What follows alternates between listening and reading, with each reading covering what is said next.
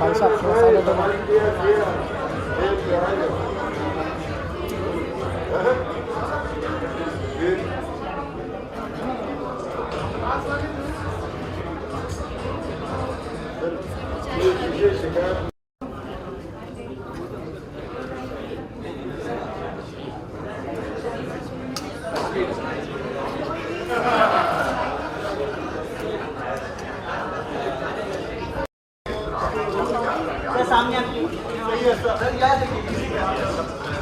सुनील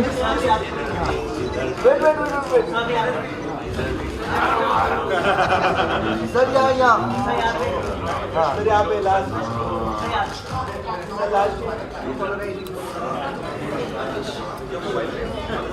सुन हटना। अरे भाई से ऐसे सेल्फी नहीं होगी। एक सेकंड को मेरा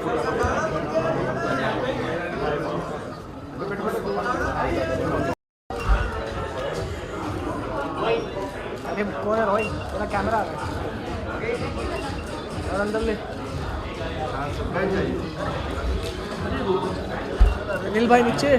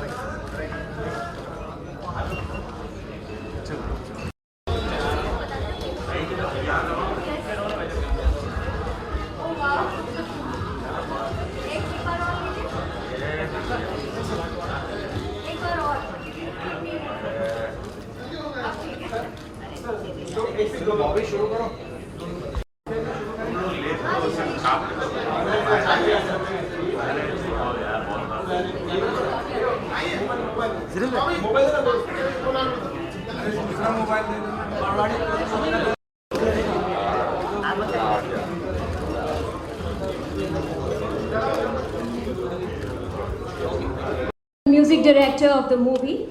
She's a professor of management and authored books on management read by universities across India. She's a painter, guitarist, and a poet at heart. I would rather say she's a balance of creativity and business. Thank you very much, Asma. सबसे पहले मैं कादर खान साहब का इस्तकबाल करती हूँ और उनको शुक्रिया कहती हूँ कि तबीयत ख़राब होने के बावजूद भी वो आए। और सबसे ज़्यादा शुक्रिया मैं उनको ये कहना चाहती हूँ कि उन्होंने ये फिल्म करना मंजूर की। जब भी कॉमेडी का ख्याल जहन में आता है तो कादर खान साहब ही आते हैं सबसे पहले। तो जब मैंने अपनी फ़िल्म के बारे में सोचा कि ये फ़िल्म मुझे बनानी है तो सबसे पहला नाम मेरे जहन में कादर खान साहब का आया और मैं उनके पास गई, उनसे गुजारिश की और उन्होंने कहा कि सिर्फ एक शर्त रखी कि देखो डायलॉग अच्छे होने चाहिए, स्क्रिप्ट अच्छी होनी चाहिए। हमने कहा शर्त मंजूर है सर, आपको पहुंचा देंगे हम स्क्रिप्ट। उन्होंने पढ़ी और फिर ये फिल्म की। मैं शुक्रिया अदा करना चाहती हूँ ओमपुरी साहब का, जिन्होंने मेरे जैसे एक नए डायरेक्टर के साथ में फ़िल्म करना मंजूर किया। क्यों किया वो ही बताएंगे आपको। मैं शुक्रिया अदा करूँगी संजय मिश्रा जी का, आने वाले हैं जो रज़ाक खान साहब जो यहाँ बैठे हैं उनका, और राजपाल जी बहुत खूबसूरत एक्टर हैं, he is also about to come, and Vijay Patkar, they are all beautiful actors. I am so thankful कि उन्होंने यहाँ इस फिल्म में काम किया। फिल्म मेरी जो है it's a hardcore comedy drama with very good punches and dialogues. 100% original content मैंने देने की कोशिश की है, किसी को कॉपी नहीं किया है। तो सारे लोग जो यहाँ आए हैं, सारा प्रेस, सारा मीडिया, मैं उनको वेलकम करती हूँ और थैंक यू कहती हूँ कि ये मेरी पहली प्रेस कॉन्फ्रेंस में आपने आके मुझे ब्लेस किया। Thank you so much. मैं अब ओमपुरी साहब को, कादर साहब को, रज़ाक भाई को यहाँ स्टेज पे बुलाना चाहती हूँ। हुसैन साहब प्लीज़ हेल्प कीजिए। चेन बंद करने को नहीं हुआ क्या? चेन बंद किया था मेरे। ओ भाई, ओ लोडू।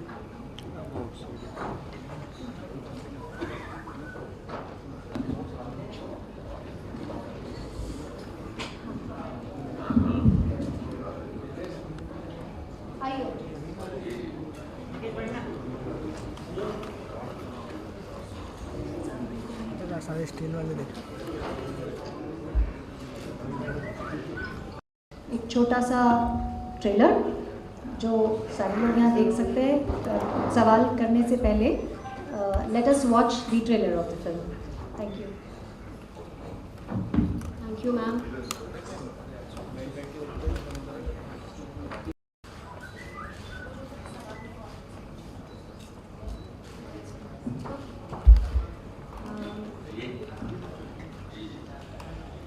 Before we begin our question answers round, I have few questions for Puri sir. Sir, what is that one thing according to you that makes Ho Gaya Dimag Ka Dahi different from the league, the present? एक तो ये कि दही इतना important हमारे जीवन में है। हम उसकी लस्सी बनाते हैं, हम उसकी कढ़ी बनाते हैं, हम उसकी छाछ पीते हैं। आज तक कम वक्त इतनी मतलब आधी सेंचुरी हो गई फिल्मों में, किसी ने दही के बारे में सोचा ही नहीं। तो इसका जो श्रेय है वो फौजिया जी को जाता है कि इन्होंने दही को इतना महत्व दिया। और आपने ट्रेलर देखा,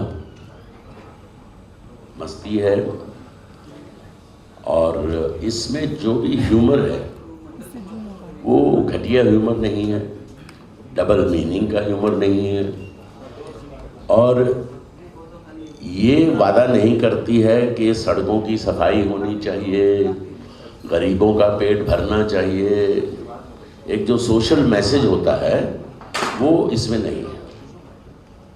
हंसना जो है वो जीवन के लिए बहुत लाभदायक है। इससे आपके खून का जो प्रवाह है वो बढ़ता है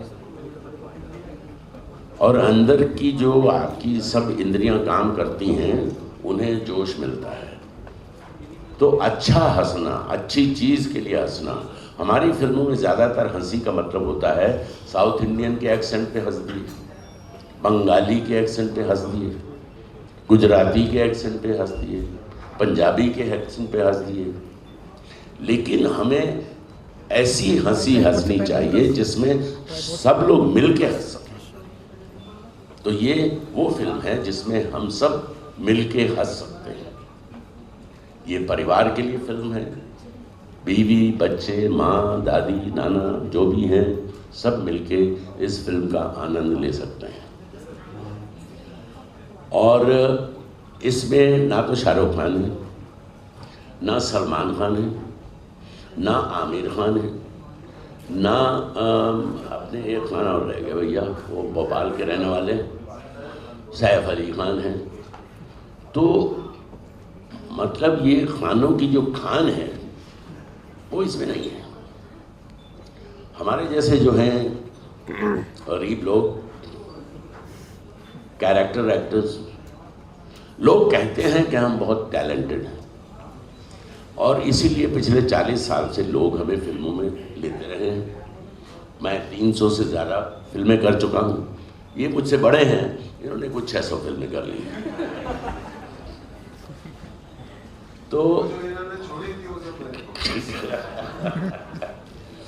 तो बेटा कहने का मतलब ये है, एक मज़ेदार फिल्म बनाई है और ऐसी मोहतरमा ने बनाई है जिसका जिक्र हो चुका है। इस बच्ची ने बताया इनके बारे में, मैंने इनको सिर्फ एक इजाफा किया इनकी, इन्होंने जो भी कहा उनके बारे में कि ये अच्छा गाती भी है। और बड़े लगन से, बड़ी मेहनत से इन्होंने ये फिल्म बनाई है और मैं चाहता हूँ कि फिल्म कामयाब हो, क्योंकि इस तरह की छोटी फिल्में देखिए बहुत बड़ा बजट नहीं होता है इस तरह की फिल्मों का, तो उसमें आप जैसे लोगों की हमें ज़रूरत होती है, क्योंकि हम इतने बड़े बड़े होर्डिंग नहीं लगा सकते। हालांकि कह रही हैं कि इन्होंने तो जोर लगा दिया, ये बिल्कुल होर्डिंग लगाएंगी। बोलिए आप शिकायत करते रहते हो, कितनी बसें आपने खरीद ली? 100। अब 100 बसों पे बताइए इनकी हिम्मत देखिए, 100 बसों पे इसके पोस्टर लगेंगे और कुछ होर्डिंग भी लगेंगे, है ना, ये वो भी लगेंगे। अब बताइए छोटी फिल्म कहाँ रही है, तो बहुत बड़ी होगी। बस के बाहर चली गई यार। तो मेरे दोस्तों, कहने का मतलब ये है कि ये आनंददायक फिल्म है, और जैसा मैंने कहा ये फिल्म ये जिम्मेदारी नहीं ले रही है कि हम हिंदुस्तान से गरीबी हटा देंगे। जो बड़े बड़े भाषण देते हैं ना लोग, और हिंदुस्तान को साफ सुथरा बना देंगे। मैं उनसे ये कहना चाहता हूँ कि हमें तो आपने कह दिया कि भैया कार से कचरा बाहर मत फेंको, म्यूनिसिपैलिटी को कौन कहेगा? जहां हम कचरा डालते हैं, क्योंकि हमें कहा गया कि यहां कचरा डालो, उसको कौन कम वक्त उठाएगा? सुबह उसको कुत्ते नोचते हैं, उसको बिल्लियां नोचती हैं और बिखरा देती हैं उसको। और दूसरे, सिर्फ गंदगी सड़कों की नहीं, ये जो बड़े बड़े लोग हैं उनके जो अंदर गंदगी भरी हुई है उसकी सफाई कौन करेगा? तो इस तरह की चीजों पे भी फिल्में बनती हैं, छोटी होती हैं। जब सरकार किसी चीज के बारे में कहती है कि भैया जाओ जाके फलां जिले में देखो वहां क्या मुसीबत है, क्या प्रॉब्लम है उनकी, तो वो किसको कहते हैं? आईएएस ऑफिसर को बोल देते हैं। आईएएस अपना जीप में बैठता है, जहां तक उसकी जीप जा सकती है वहां जाती है, वहां डाक बंगले में बैठ जाता है और अपने लोगों को बोलता है भैया आसपास जाके देखाओ कोई परेशानी तो नहीं है, लोगों के पास पीने का पानी है, लोगों के पास सड़क है, और वो भी बेचारा जहां तक पैदल चल सकता है चल के वापस आ जाता है, सब ठीक ठाक है। तो कुल मिला के जो है सबके दिमाग का दही हो जाता है, सब उसकी लस्सी बनाते हैं, शक्कर डालते हैं, पी जाते हैं, दुनिया खुश है। जैसे हमारी टिपिकल मैं ये नहीं कह रहा सब फिल्में, टिपिकल फिल्में जो होती हैं उनका संदेश क्या होता है? उनका संदेश होता है कि देखिए ये खराब आदमी है, घटिया आदमी है, रावण है, ये गब्बर सिंह है, इसका खात्मा करना है। 11 रील तक तो वो पिटता रहता है हीरो, और बाद में रील में पता नहीं साला कौन सी गोलियां खा के आता है वो एनर्जी की, कि उसे दो डालता है, उसे मार देता है, और ऑडियंस से कहता है देखो सब ठीक है, बुराई का खात्मा कर दिया, तुम लोगों को चिंता करने की जरूरत नहीं है, घर जाओ, खाना खाओ, सो जाओ। हाँ, हमारी फिल्म में ऐसा कुछ नहीं, समझे? तो और जो आर्ट फिल्में होती हैं वो आपको थोड़ा सोचने पे मजबूर करती हैं। ये फर्क है दोनों फिल्मों में। जैसा कि मैंने कहा कि मनोरंजन जीवन का हिस्सा है, बहुत ज़रूरी है, लेकिन मनोरंजन किस किस्म का हो ये भी अहमियत रखता है। तो इस फिल्म का जो मनोरंजन है वो हार्मलेस है, इसमें किसी के ऊपर उंगली नहीं उठाई गई, और हम ये सबको आनंद देगा। जैसे मैंने कहा है, ये फिल्म वादा नहीं करती है कि हम सबकी गरीबी दूर कर देंगे, सब समाज से बुराइयां ख़त्म कर देंगे। हम तो सिर्फ आपके स्वास्थ्य के लिए ये फिल्म बनाई, ताकि आपको अच्छी तरह से सांस आए, आपके अंदर ज़्यादा से ज़्यादा ऑक्सीजन जाए। ये फिल्म का मकसद ये है। आप खुल के हंसें, क्योंकि बहुत कम हंसते हैं। अब आप सब मेरे साथ एक एक्सरसाइज करिए। आपके हाथ में, आप बच्चे हो, बच्चे, एक गुब्बारा है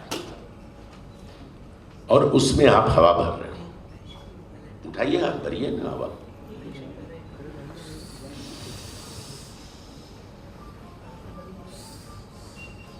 बढ़िया।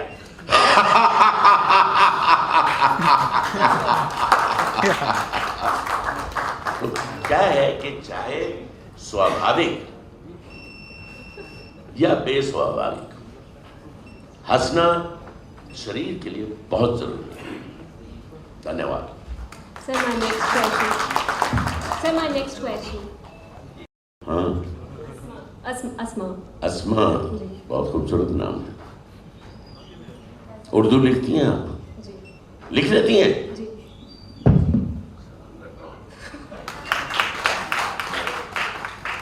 मेरे वालिद ने बड़ी कोशिश की मुझे उर्दू सिखाने की, लेकिन वो चूक गए, क्योंकि उन्होंने मुझे जब मैं 10वीं पास कर चुका फिर उर्दू सिखाने की कोशिश की। मैंने कहा यार पहली क्लास से शुरू करते तो अब तक मैं सीख जाता। और वो मुझे ख़त उर्दू में लिखते थे क्योंकि उनकी ज़बान वही थी, और मैं ख़त लेके साला भिखारियों की तरह हर किसी, भैया उर्दू पढ़ना आता है, भैया उर्दू पढ़ना आता है। तो नसीरुद्दीन शाह जो मेरे क्लासमेट थे फिल्म इंस्टीट्यूट में भी और नेशनल स्कूल ड्रामा में भी, उनके पास ले जाता था। लेकिन उन भाई साहब का भी उर्दू कोई बहुत बेहतरीन नहीं था। वो पहली 2 लाइनें पढ़ते थे, बरखुरदार,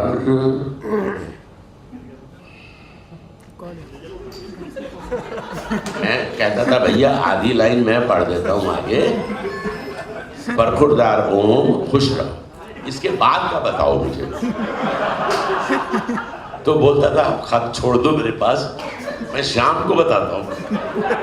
तो वो अपने कमरे में जाके उसको गौर से पढ़ते थे, फिर मुझे सुनाते थे। Sir, my next question is, sir, what allowed you or compelled you to work with Fawzia Ashish? She's a new director. So what allowed you or compelled you to do that? देखिए ऐसा है, मैं I will be very Frank with you, don't misquote me, I will make it clear. मैं नारी प्रेमी हूं। अब आप गलत समझेंगे। नारी माँ, नारी बहन, नारी बेटी, नारी प्रेमिका, नारी पत्नी, पत्नी, हाँ चलो खैर पत्नी भी सही यार। तो अगर आप गौर से सोचें, जब मैं कॉलेज में था तो महिलाएं, आप भी सोचिए किस प्रोफेशन में होती थी। नर्स होती थी, क्लर्क होती थी, स्टेनो होती थी, एक आध कोई इक्का दुक्का डॉक्टर बन गई। लेकिन आज कहाँ है महिला? हवाई जहाज उड़ाती हैं, स्पेस में जाती हैं, पुलिस में है, आर्मी में है, बड़ी बड़ी डॉक्टर हैं, साइंटिस्ट हैं। कौन सा ऐसा प्रोफेशन बचा है जिसमें महिला नहीं है?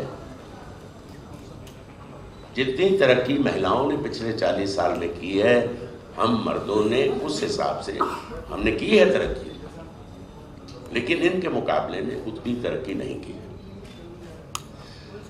2-4 चीजों में ही हमसे बहुत पीछे हैं।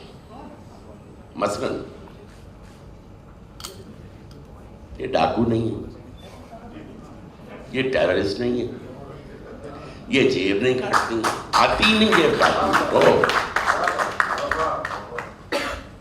तो ये इस तरह की चीज़ों पे इनको ध्यान देना चाहिए। अगर हमें इन्हें हमारे बराबर आना है तो तवज्जो देनी चाहिए इस तरफ। तो मैं गुजारिश करता हूँ आप सब महिलाओं से कि इस तरफ भी थोड़ा ध्यान दें।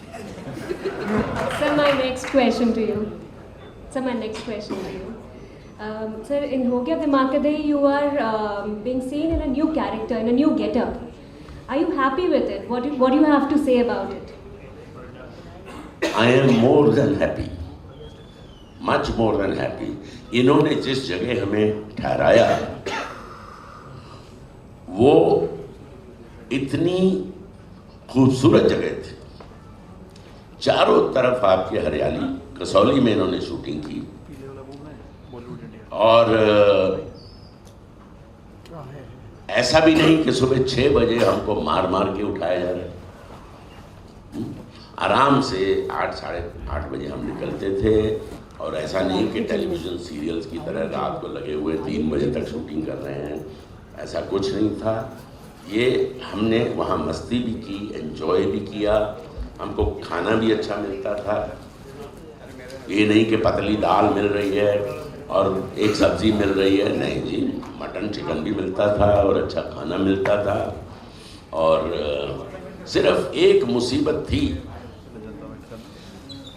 इन्होंने जहाँ शूटिंग रखी लोकेशन, एक तो वो पहाड़ी के ऊपर थी,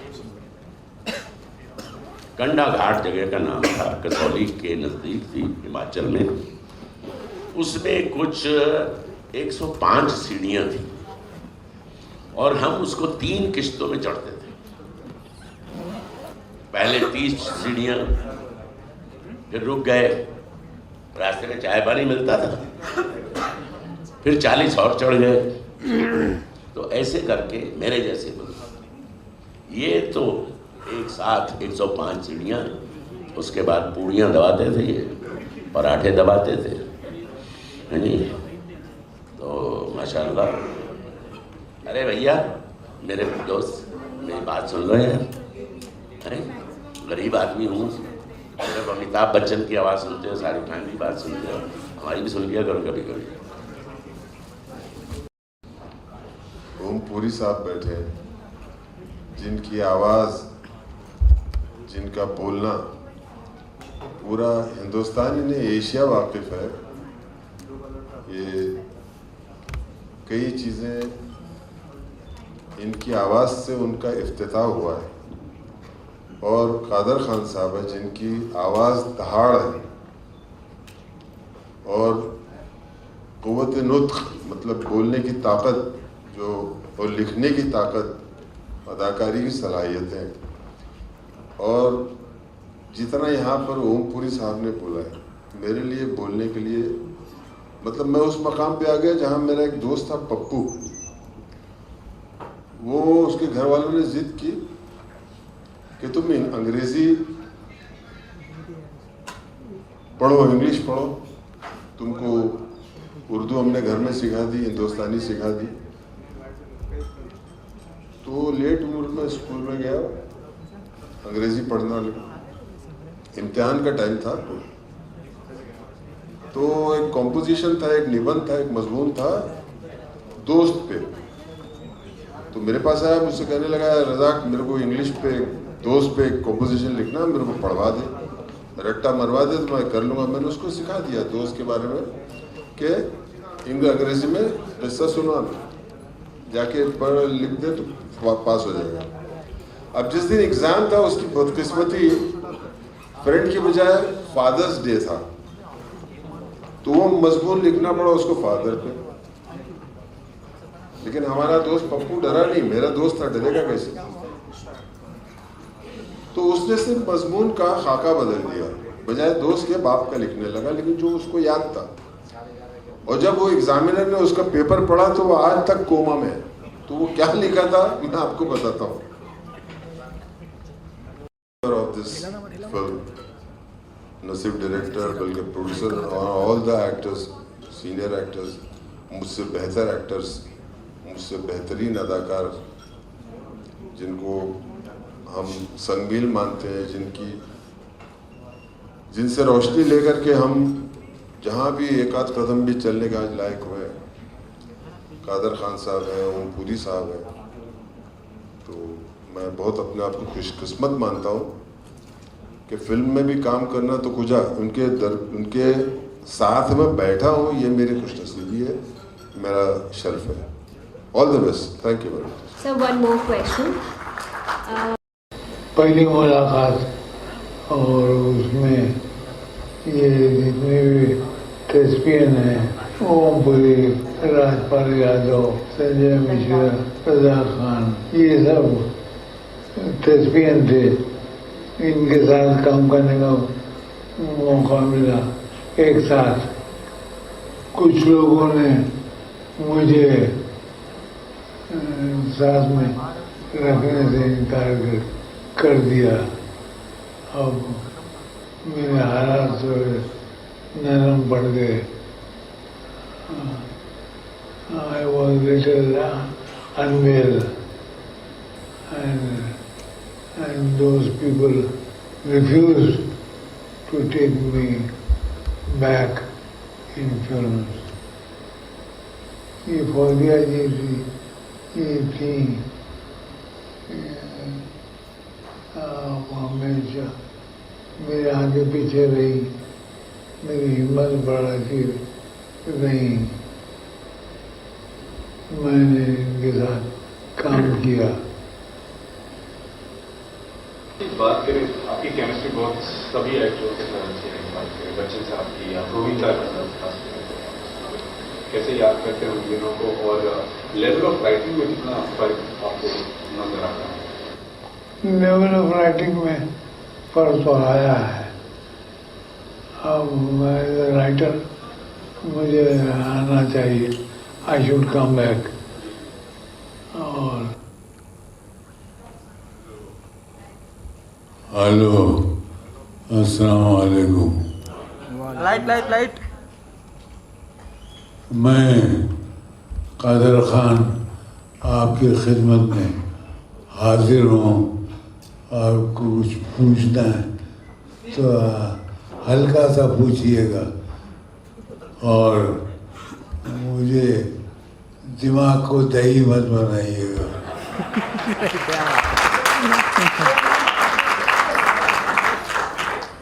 दिमाग का दही बनने के लिए मैं यहाँ नहीं आया हूँ। नहीं बनाने, पूछिए।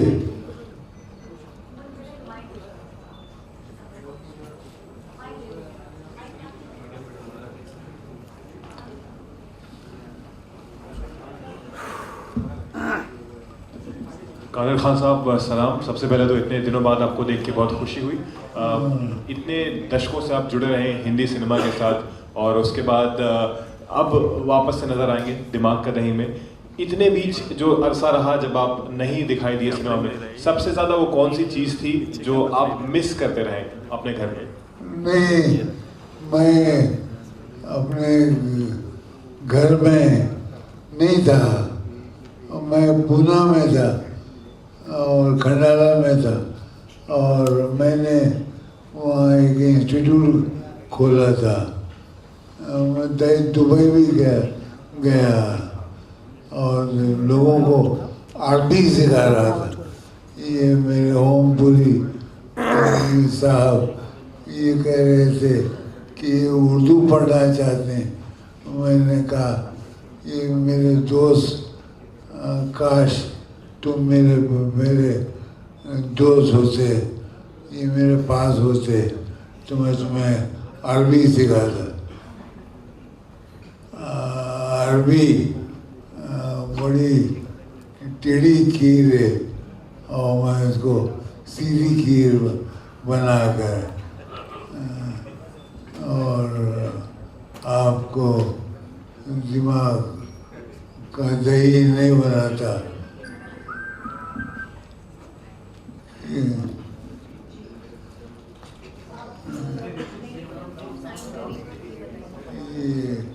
ये फिल्म इसलिए साइन की कि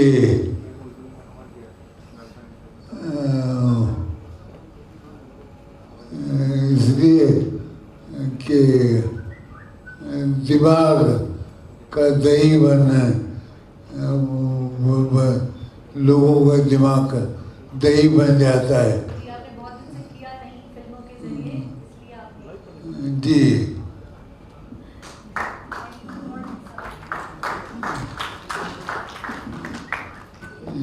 पूछिए।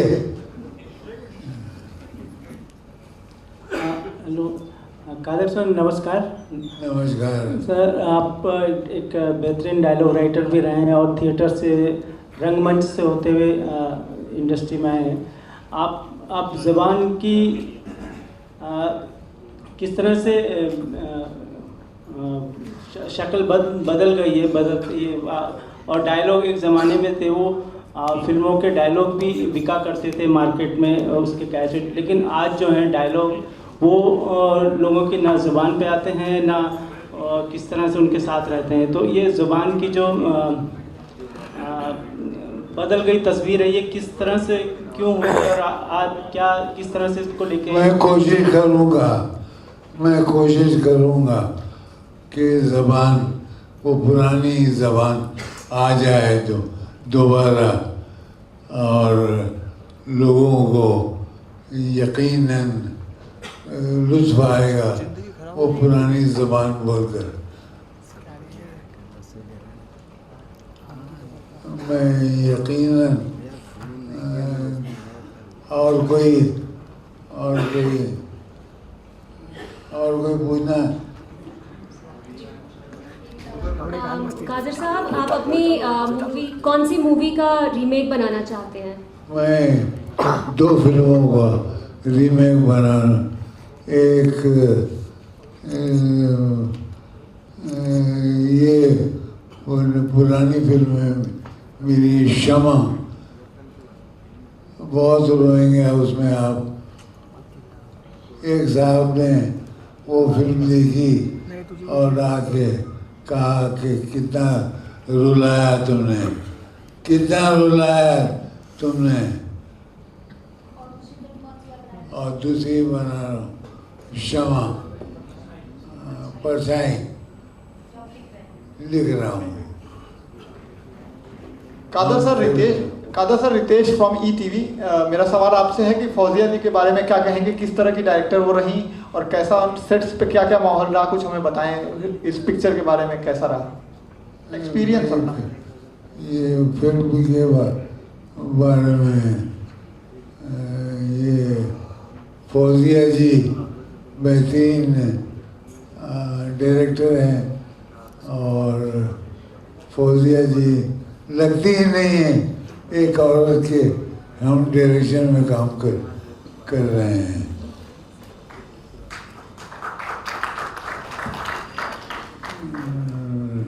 बेहतरीन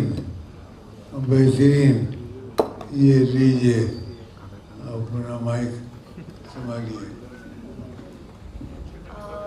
बहुत शुक्रिया कादर खान साहब। कोई सवाल करना चाहता है?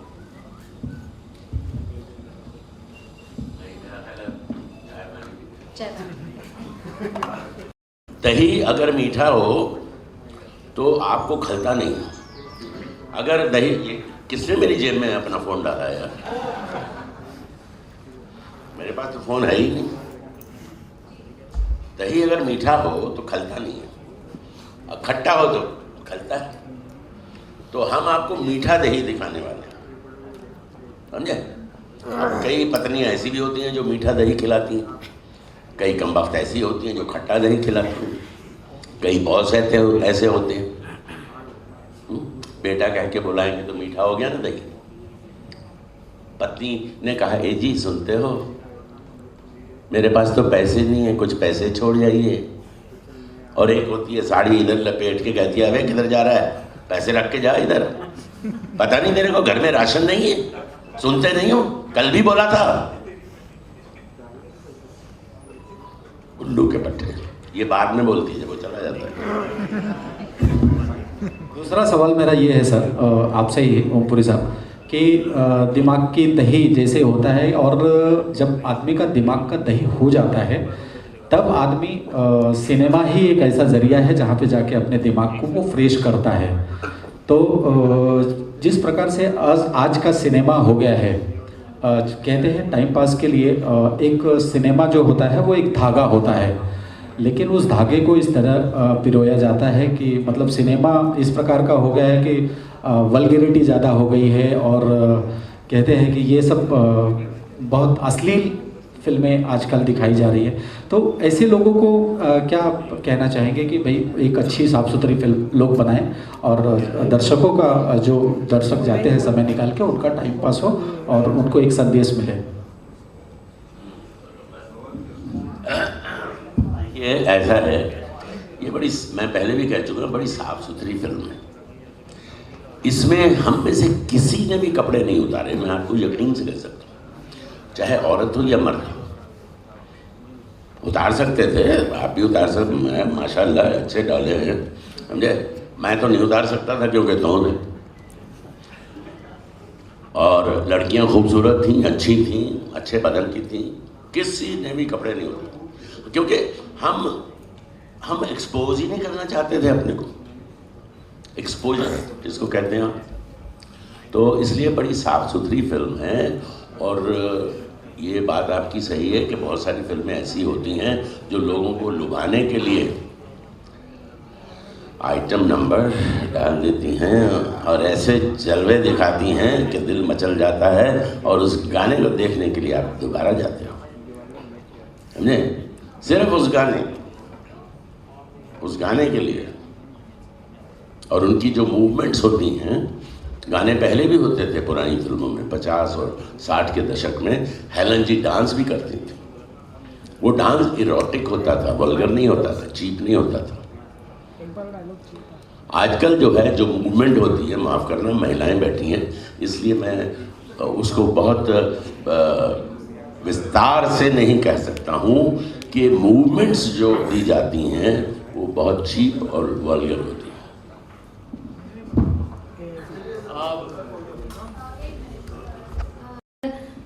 कन्विक्शन है, डेडिकेशन है और सोच लिया है कि ये करना है, तो सिर्फ गुजारिश काम आती है, और मेरी गुजारिश सारे एक्टर्स ने मान ली। एक आपको 15 सेकंड का छोटा सा कादर खान साहब का जो स्पेशल प्रोमो हमने बनाया है, जो टीवी पे, टेलीविज़न पे चलेगा अगले 15 दिन बाद से, 10 दिन बाद से, वो आपको ज़रूर दिखाना चाहते हैं सर के प्रेजेंस में। दिखाइए प्लीज़, लाइट्स।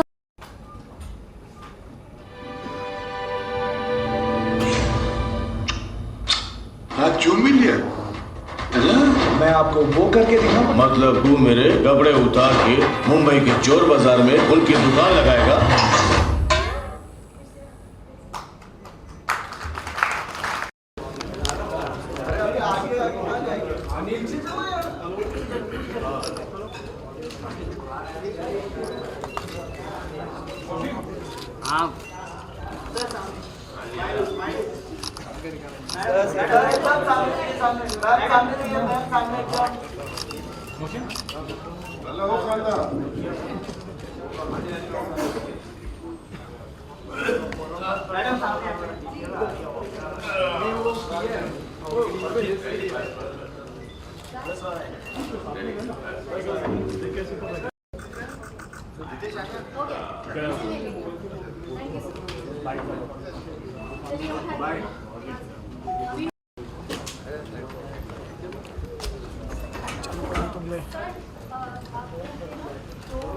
क्या आपने पहले स्क्रिप्ट पढ़ी थी, पूरा नरेशन? हाँ जी, इन्होंने मुझे पूरी स्क्रिप्ट सुना दी थी, मेरा रोल बता दिया था और अच्छे पैसे का वादा किया था, और इन्होंने वादा निभाया भी। अर्शी जी, इतने सारे दिग्गज को एक साथ ऑन बोर्ड लाना कितना मुश्किल और आसान था, जहां ओमपुरी जैसे दिग्गज साहब इंडस्ट्री का नहीं, मैं बहुत शुक्रिया कहना चाहती हूँ इन सारे लोगों का जिन्होंने मेरी गुजारिश मानी, और मैं एहसानमंद हूँ इन लोगों की जिन्होंने मुझे हाथ पकड़ के इस फिल्म को बनाने में मेरी ओम सर, जानना चाहूँगा आपसे कैसा एक्सपीरियंस रहा। हालांकि आप बहुत बार काम कर चुके हैं कादर खान साहब के साथ, बहुत फिल्में की उनके साथ आपने, लेकिन इस फिल्म का बहुत अच्छा तजुर्बा रहा। बहुत अच्छी जगह थी जहाँ हम शूटिंग कर रहे थे, पहाड़ी इलाका था, मौसम बहुत अच्छा था, और खाना पीना रहना बहुत ही सुविधाजनक था। तो हमें किसी किस्म की कोई परेशानी नहीं हुई, और हमने ये फिल्म हंसते खेलते बनाई। ओके ओम साहब, जब हम कॉमेडी की बात करते हैं, आज के दौर में जब बात करते हैं हम कॉमेडी की, कई डबल मीनिंग डायलॉग वगैरह भी आ जाते हैं, डबल मीनिंग बातें भी आ जाती हैं, तो कितनी फ्रेश रहेगी, या कितना इस चीज़ को दरकिनार करा गया है कि मनोरंजन तो रहे लेकिन डबल मीनिंग कुछ ना हो उस बारे में? इसमें कोई डबल मीनिंग नहीं है, इसमें सिर्फ सिंगल मीनिंग है, और वो है हंसी। ओके, पद्मश्री की बात करी गई खान साहब के लिए, तो आपको नहीं लगता कि थोड़ा सा देर हुई है और कहना पड़ रहा है उस बात के लिए? ये पहले सरकार को जागना चाहिए था, इतने बड़े नहीं, देर हो जाए कोई बात नहीं, अंधेर नहीं होना चाहिए। आप मानते हैं कि देर हुई है? हाँ, और ये पहले काम हो जाना चाहिए था। हाँ, क्योंकि बहुत से ऐसे लोगों को भी आजकल बटने लगा है जो मेरा ख्याल से डिजर्व नहीं करते। रज़ाक साहब, आप क्या कहना चाहेंगे पद्मश्री की अगर मैं बात करूं खान साहब को लेके, और आपको नहीं लगता कि देर हुई है, पहले बहुत पहले हो जाना चाहिए था ये काम? देर सवेर से कोई फर्क नहीं पड़ेगा, जब तक हैं दे दो, बाद में अफसोस करने से बेहतर है अभी कर दो। और वो बहुत मुस्तहिक हैं पद्मश्री का, पद्म भूषण के। वो एक उस्ताद के तौर पे इस दुनिया में रहे हैं, एक अदाकार के तौर पे, एक हिदायतकार के तौर पे, एक राइटर के तौर पे, और बेहद कामयाब। कईयों को तो लिख के नहीं देते थे, कैसेट पे बोल के भेजते थे कि ये आपको डायलॉग इस तरह से बोलना है, बड़े बड़े स्टार्स को। ये हम इस बात के गवाह हैं, वो कैसेट हमने ले आके पहुँचाई है। हम तो इनके शागिर्द थे, स्टूडेंट थे, हमारे टीचर थे, तो ये हमारे लिए तो उस्ताद है, बाप की जगह पर है। ओके, आपका एक्सपीरियंस कैसा रहा और क्या कुछ सीखने को मिला, जहाँ ओमपुरी जैसे दिग्गज और कादर हम जैसे तो दिग्गज? सीख रहे हैं, ये हमारी खुशकिस्मती है कि हम एक मंच पे इनके साथ खड़े होने का हमको अल्लाह ने मौका दिया, तो इनसे सीखना भी हमारे नसीब में है। और हम तिफले मकतब की तरह आहिस्ते आहिस्ते सीख रहे हैं। थोड़ा बहुत भी जो इनको खुदा ने नवाजा है, हमको उसकी 5% 10% रोशनी भी मिल गई तो हम हमारी ज़िंदगी कामयाब है, ये मैं मानता हूँ और दिल से बोल रहा हूँ। Thank you sir, thank you.